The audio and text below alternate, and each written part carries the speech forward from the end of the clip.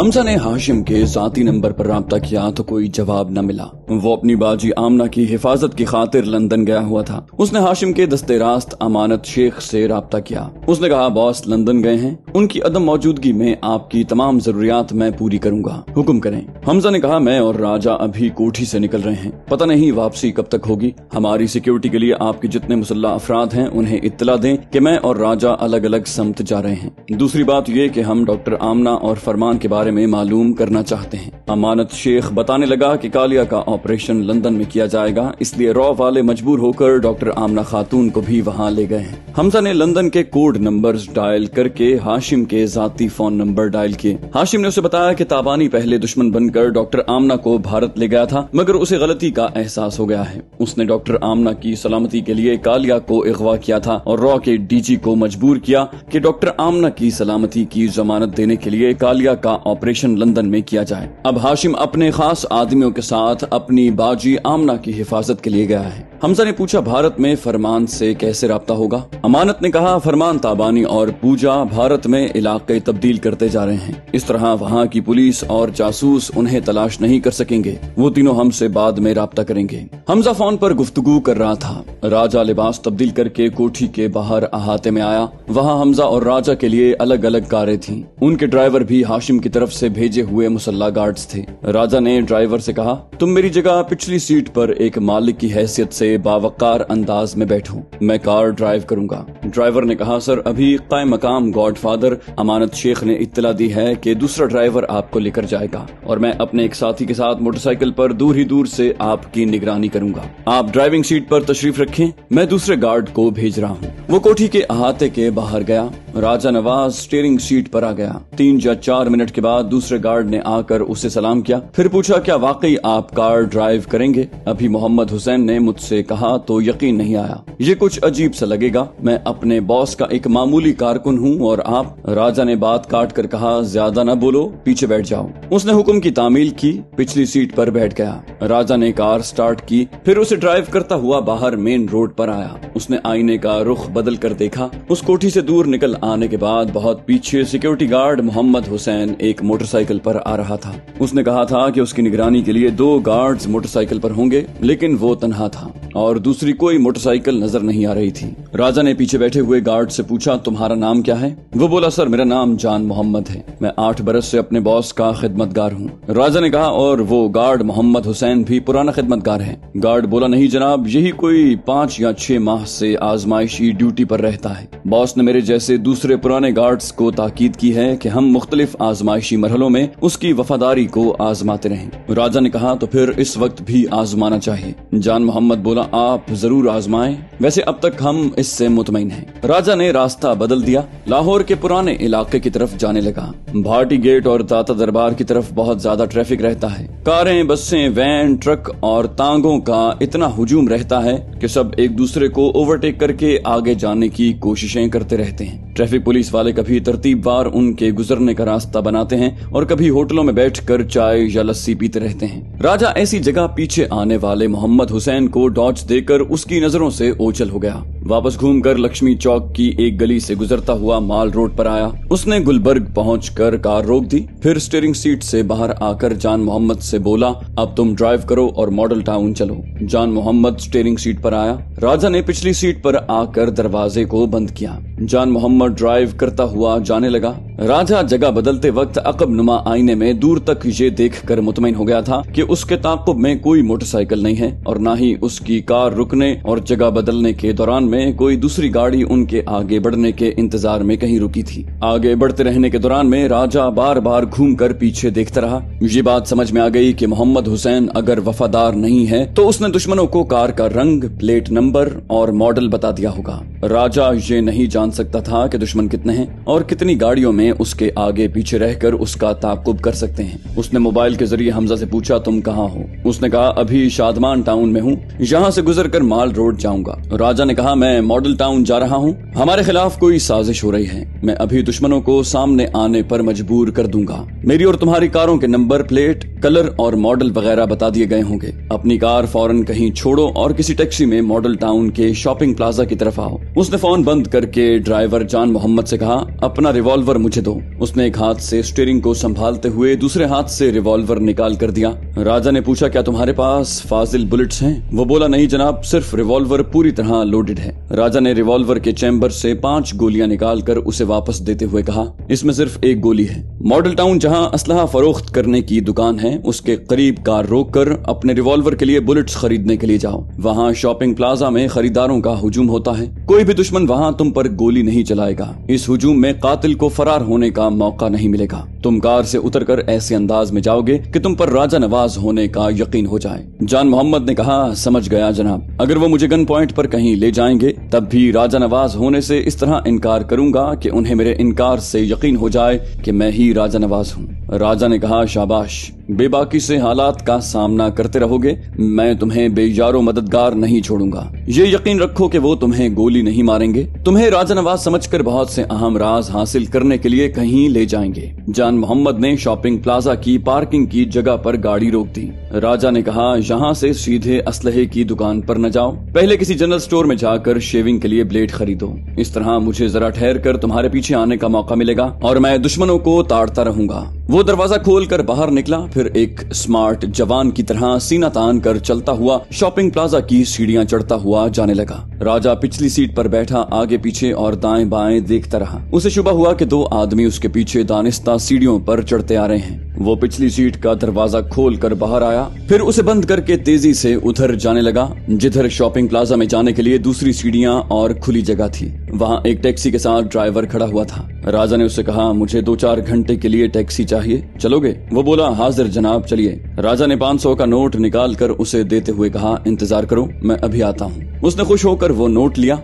राजा तेजी से सीढ़ियां चढ़ता हुआ उस शॉपिंग प्लाजा की दुकानों की राहदारी में आया। जरा सी तलाश के बाद जान मोहम्मद दिखाई दिया। वो एक जनरल स्टोर से ब्लेड का पैकेट खरीद कर राहदारी में आया। उसके दाएं बाएं वही 2 आदमी दिखाई दिए जिन्हें राजा सीढ़ियां चढ़ते हुए जान मोहम्मद के पीछे जाते हुए देख चुका था। दाएं बाएं चलने वालों के हाथ कोट की जेब में थे, गोया वो जान मोहम्मद को गन पॉइंट पर ले जा रहे थे। यकीनन मोहम्मद हुसैन ने उन्हें यही बताया होगा कि राजा नवाज बहुत चालाक है। वो पिछली सीट पर ड्राइवर को बिठाकर खुद ड्राइवर बनकर कार चला रहा है। उसने एक दुकान की आड़ से देखा, वो दोनों जान मोहम्मद को एक कार के करीब ले गए थे और उसे जबरन बिठाने के लिए पिछली सीट का दरवाजा खोल रहे थे। राजा तेजी से चलता हुआ टैक्सी का अगला दरवाजा खोलता हुआ ड्राइवर से बोला, जल्दी चलो। ड्राइवर अपनी सीट पर आकर टैक्सी को स्टार्ट करके रिवर्स गियर पर पीछे ले गया। राजा ने कहा, उस सफेद कार के पीछे चलो जिसका नंबर LH20236 है। वो उस कार के पीछे जाने के लिए रफ्तार बढ़ाना चाहता था। राजा ने कहा, आहिस्ता चलो, इस तरह चलो कि उस कार वालों को ताकुब का शुबा न हो। उसने कहा, ये बात है तो फिर कोई बात नहीं है, इनके प्यो को भी ताकुब का पता नहीं चलेगा। राजा ने कहा, होशियारी से चलोगे तो तुम्हारी तवक्को से ज्यादा किराया दूंगा। राजा ने 500 के 3 नोट निकाल कर देते हुए कहा,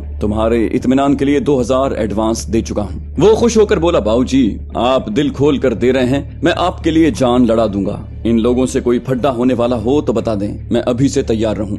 राजा ने कहा, ऐसी कोई बात नहीं है, तुम सिर्फ अपनी महारत दिखाओ, आगे वालों को शुबा न होने दो। उसने फोन के जरिए हमजा से कहा, वो मेरे धोखे में ड्राइवर को ले जा रहे हैं, मैं ताकुब कर रहा हूँ। मॉडल टाउन से पलटने के बाद वो लोग गुलबर्ग लिबर्टी मार्केट के अंदर से गुजरते मिनी मार्केट की तरफ जा रहे हैं। हमजा जवाबन कह रहा था, मैं एक टैक्सी में हूँ और तुम्हारी तरफ आ रहा हूँ। आगे जाने वाली सफेद कार एक कोठी के खुले हुए गेट से अहाते में दाखिल हो गई। राजा ने हमजा को उस कोठी का नंबर और स्ट्रीट का नाम बताकर फोन बंद किया। ड्राइवर ने अपनी टैक्सी को कुछ दूर आगे ले जाकर रोक दिया। राजा ने कहा, तुम बहुत समझदार हो, तुम्हें उस कोठी से इतनी ही दूर आकर रुकना चाहिए था। अब यहीं मेरा इंतजार करो। उसने लिबास के अंदर से एक रिवॉल्वर निकाला, फिर जेब से एक साइलेंसर निकालकर उसे रिवॉल्वर की नाल से लगा दिया। उस वक्त तक रात का अंधेरा फैल चुका था। वो दरवाजा खोलकर बाहर आकर बोला, मैं जल्दी आने की कोशिश करूंगा। वो बोला, फिक्र न करो बाबूजी, मैं सुबह तक यहाँ रहूंगा। राजा तेजी से चलता हुआ सामने वाली गली में आया। स्ट्रीट लाइट्स के बायस वहाँ नीम तारीकी थी। वो गली याद करके दाएं तरफ मुड़कर उस कोठी के पिछले हिस्से की तरफ आया जहाँ वो लोग जान मोहम्मद को ले गए थे।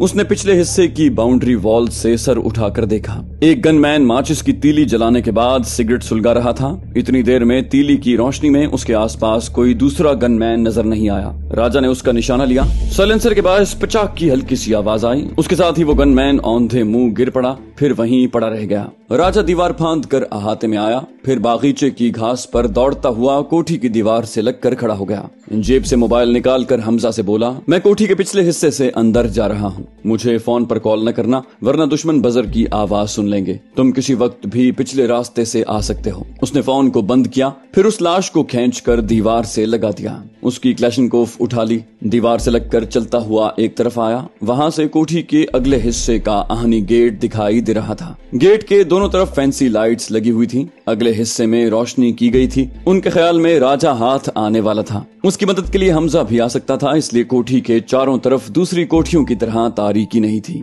उसे कोठी के अगले हिस्से की तरफ देखना था कि वहां कितने गनमैन हैं। उसने रिवॉल्वर को लिबास के अंदर रखा, क्लैशनकोफ को शाने से लटकाया, फिर एक पाइप के जरिए चढ़ता हुआ पहली मंजिल की छत के सिरे तक पहुंचा। वहां से सर उठाकर देखा, वहां 2 गनमैन थे। एक कोठी के अगले हिस्से की तरफ मुंह किए दोनों हाथों से क्लैशनकोफ थामे मुस्तैद खड़ा था। दूसरा छत के उस दरवाजे की तरफ था जहां से जीना कोठी के अंदर जाता है। राजा पानी की टंकी की आड़ में था। उसने छत की मुंडेर पर बैठकर साइलेंसर लगा, रिवॉल्वर निकाला, फिर जीने के दरवाजे के पास खड़े हुए गनमैन को गोली मारी। वो कराहता हुआ धड़ाम की आवाज के साथ गिरा। दूसरे गनमैन ने चौंक कर पलट कर अपने साथी को देखा, लेकिन खामोश गोली चलाने वाले को देखने से पहले ही उसे भी एक गोली लगी। वो उछल कर छत के फर्श पर गिरा। बड़ा जीदार था। गोली लगने के बावजूद क्लैशनकोफ उठाकर उठने लगा। राजा ने दूसरी बार फायर किया। इस बार गोली खाकर वो गिरा तो फिर न उठ सका। रिवॉल्वर की 4 गोलियों ने बड़ी खामोशी से 3 मुसल्ला अशखास को खत्म किया था। चैम्बर में सिर्फ 2 गोलियां रह गई थीं। राजा ने जेब से 4 गोलियां निकालकर उसे पूरी तरह लोड किया, फिर छत के सिरे पर आकर सामने वाले बड़े आहनी गेट की तरफ देखा। बंद गेट के बाहर एक गनमैन खड़ा हुआ था, लेकिन राजा जहां खड़ा हुआ था उस छत के नीचे ग्राउंड फ्लोर के बड़े दाखिली दरवाजे पर 2 गनमैन थे जो छत पर से नजर नहीं आ रहे थे। वैसे वो अनाड़ी नहीं था, इतना समझता था कि नीचे दाखिली दरवाजे पर भी जरूर 1-2 गार्ड्स मौजूद होंगे। उसने निशाना लेकर ट्रिगर दबा दिया। वैसी ही हल्की सी पचाक की आवाज के साथ गोली उसके सर पर लगी जो गेट के बाहर खड़ा हुआ था। वो आहनी गेट से टकराता हुआ जमीन पर गिरा। नीचे खड़े हुए दोनों गार्ड्स ने कहा, वो खड़े खड़े अचानक गिर पड़ा है, कुछ बोल नहीं रहा है, उसे जरूर कुछ हुआ है। वो दोनों तेजी से चलते हुए मोहतात अंदाज में एक दूसरे से दूर रहकर गेट के करीब पहुंचने लगे। ऐसे ही वक्त राजा ने पहले एक को गोली मारी, वो चीख मार कर गिरा।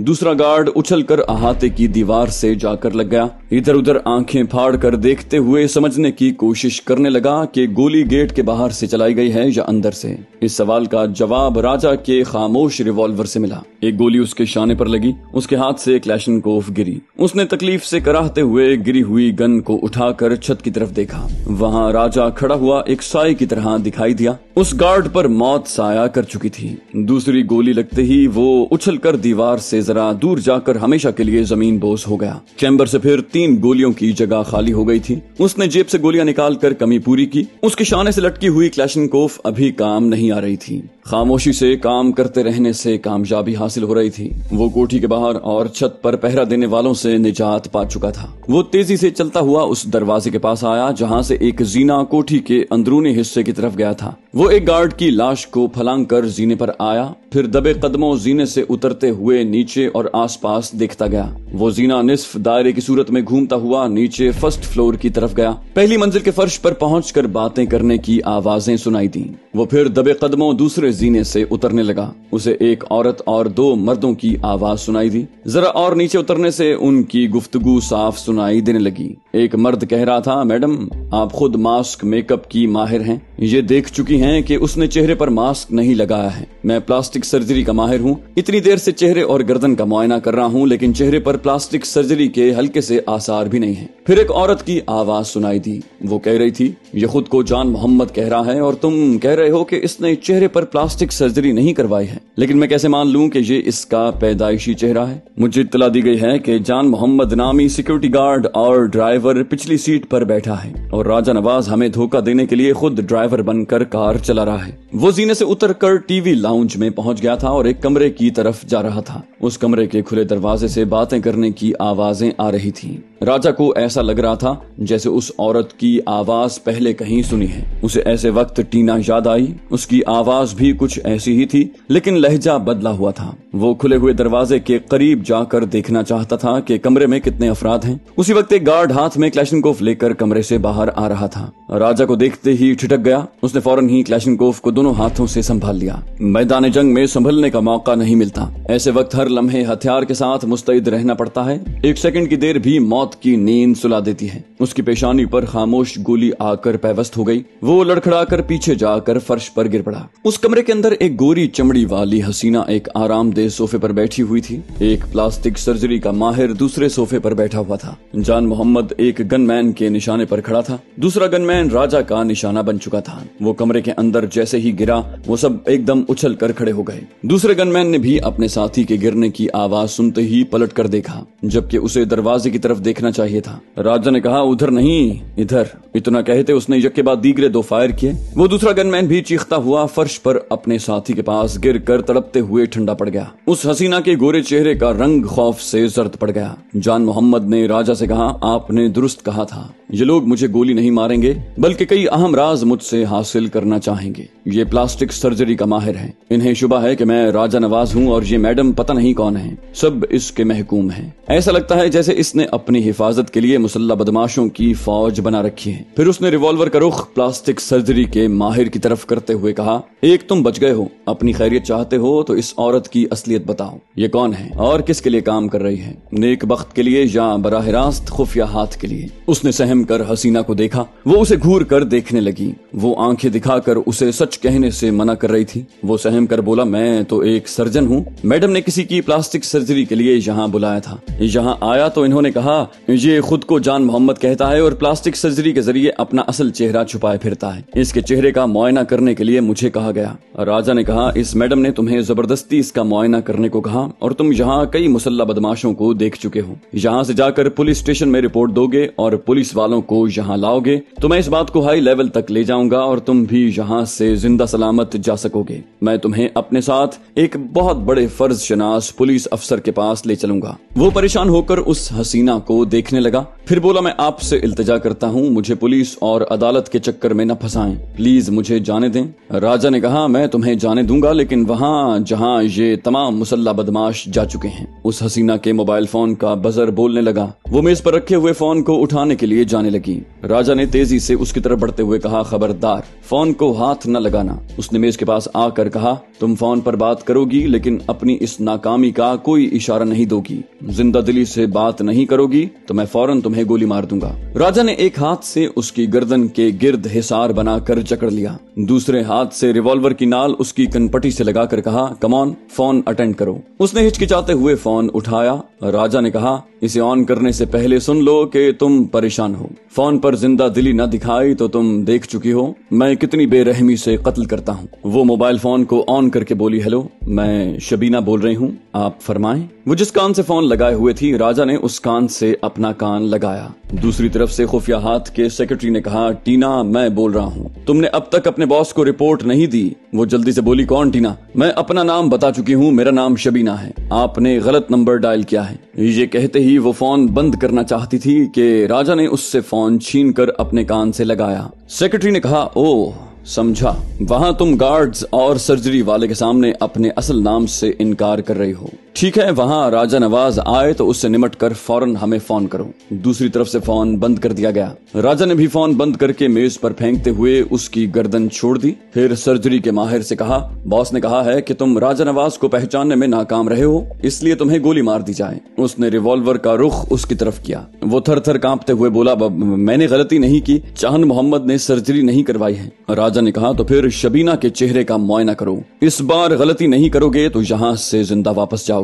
वो सहम सहम कर चलता हुआ टीना के पास आया। राजा ने एक हाथ से टीना की दोनों आंखें बंद करते हुए कहा, अब तुम्हें अपनी मैडम की आंखों से डर नहीं लगेगा। कम ऑन, जल्दी चेक करो। वो बोली, प्लीज मेरी एक बात सुन लो। ये कहते हुए उसने राजा के हाथ पर हाथ रखा। उसके साथ ही राजा ने सुई की चुभन अपनी हथेली की पुश्त पर महसूस की। टीना ने उस सुई के जरिए कोई जूद असर दवा इंजेक्ट की थी। उसने दूसरे ही लम्हे में कमजोरी महसूस की। उसका हाथ टीना की आंखों से हट गया। दूसरे हाथ की गिरफ्त रिवॉल्वर पर से ढीली पड़ गई। वो रिवॉल्वर हाथ से छूटकर फर्श पर जा गिरा। टीना ने राजा को हल्का सा धक्का दिया। वो जैसे बेजान सा होकर लड़खड़ाता हुआ एक सोफे से टकराता हुआ फर्श पर गिरने लगा। जान मोहम्मद छलांग लगाता हुआ राजा के रिवॉल्वर को उठाने के लिए जैसे ही झुका, टीना ने उसके मुंह पर एक ठोकर मार दी। सर्जरी के माहिर ने रिवॉल्वर उठाकर उसे टीना की तरफ बढ़ाते हुए कहा, मैडम, दोनों को गोलियां मारकर यहाँ से निकल चलें। जान मोहम्मद ठोकर खाकर गिरने के बाद उठ रहा था। टीना सर्जरी के माहिर से रिवॉल्वर लेने के लिए हाथ बढ़ा रही थी। उसी लम्हे ठाई की आवाज के साथ गोली चली। सर्जरी के माहिर के हलक से चीख निकली। हमजा के रिवॉल्वर से निकली हुई गोली उसके सीने में आकर लगी। मरने वाले के हाथ से रिवॉल्वर गिरा। टीना ने उसे उठाने की गलती न की। इससे पहले कि हमजा दूसरी गोली चलाता, वो छलांग लगाते हुए फजा में कलाबाजी खाते हुए खिड़की के शीशे को तोड़कर बाहर निकल गई। हमजा ने दूसरी गोली चलाई, लेकिन वो अपनी जगह से खिड़की तक मुतहर्रक रहने के बायस महफूज रही। वो दौड़ता हुआ खिड़की के पास आया। टीना की एक झलक नजर आई। वो दौड़ती हुई कोठी के दूसरी तरफ नजरों से ओझल हो गई। वो खिड़की से पलटकर राजा नवाज के पास आया। वो फर्श पर पड़ा हुआ गहरी गहरी सांसें ले रहा था। वो हमजा को देखते हुए आंखें बंद करते हुए बड़ी कमजोरी से बोला, बड़ी कमजोरी महसूस कर रहा हूँ, डोंट वरी। हमजा उसे उठाकर अपने कांधे पर लाद कर दौड़ता हुआ उसे तिब्बी इमदाद के लिए ले जाने लगा।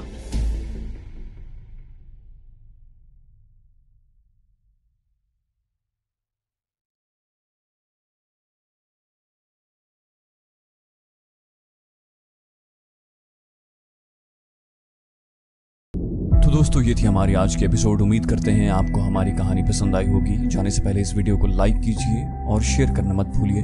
कमेंट करके हमें बताइए कि आपको हमारी वीडियो कैसी लगी।